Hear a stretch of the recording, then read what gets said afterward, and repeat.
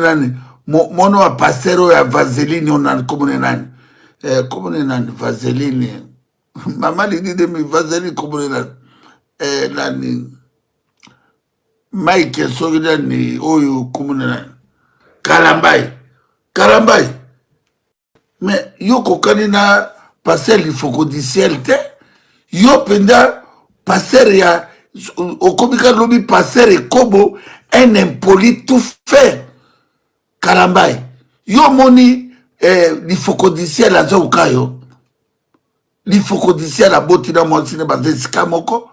l'ifoko diciel ayembaka banzembo eza na kata bible yo nata yo komi passer soi-disant passer ya ba congolais ba conscient obimi na mutakala combien de fois obimi bonumbu Mike Kalambai il faut faire attention ba l'ifoko diciel ozui ba papa ale moloto ozui ba à l'époque là ba papa na biso o ba kufa wana nani na bosali kombo naye basepelisa mitema ya bato bayema miziki ya distraction te yoko se compare na l'ifoko diciel te yoko juge l'ifoko diciel te yo moko tozwa mwasi mwana moko amuke na 16 ans obebisa ye azalaka na ndako na Mike Kalambai okende mpe obebisi mwana bato na 16 ans mifalo bala mwana yango soki komune Joel soki nini okenda kotika mbongo ya libala epai ya bapara na ye mpo RVC te mwana na avandaka ndenge wana yo moko na mwasi oyo bapenele bamakambo ebele mais il faut tika distraction petit Mike prier na yo binisa bato na yo wana soutien ya bandeko na yo kosa lelo me lobi okokosa lobi te Mike Kalambai kosa lelo me lobi okokosa te wana niveau ya l'ifoko diciel même petit nga Israël Mutombo corriger yo petit Israël Mutombo a corriger yo bandeko botala bato yo bazoro ba bato ya Nzambe yo kwa ko juger nani l'ifoko diciel okwa koloba n'importe quoi ozoloba n'importe quoi po ovandi kaka po nelengi osepelisa bato o balandaka yo moko oza na bapoti ebele yo na niveau ya l'ifoko diciel te oza na niveau ya l'ifoko diciel te faut tika babétise yo mona l'ifoko diciel aza moto ya polémique l'ifoko diciel aza moto ya polémique te aza moto ya distraction te soki moto atumoli yo te pourquoi yo kono tumola ye ovandi bo juge ban yo binaka ndombolo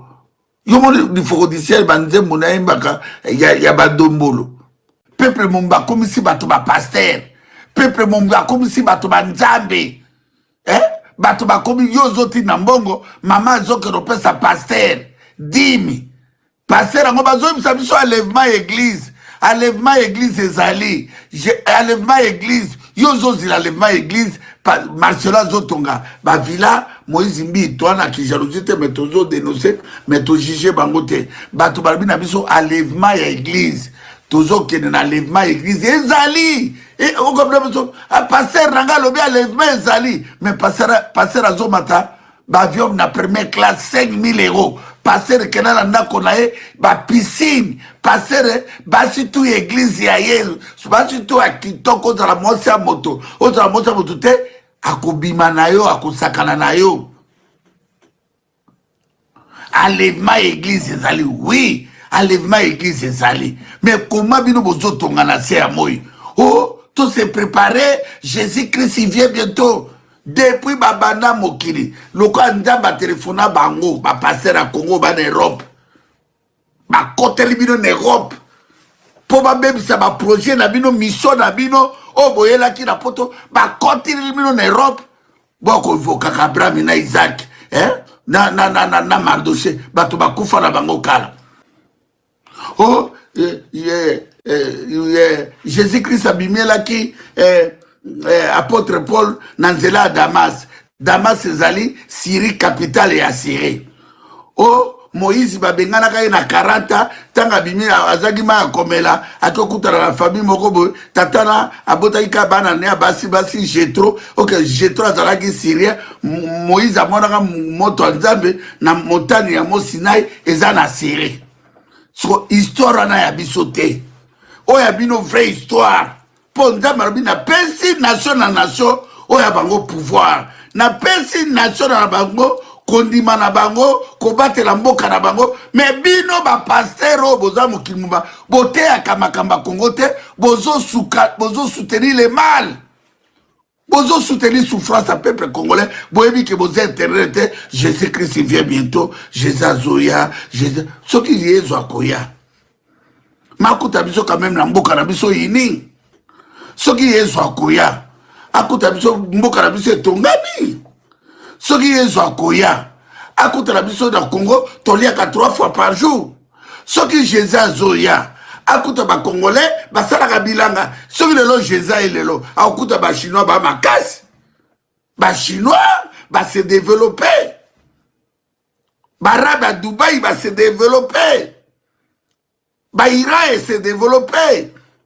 Angola se développer. Côte d'Ivoire se développer.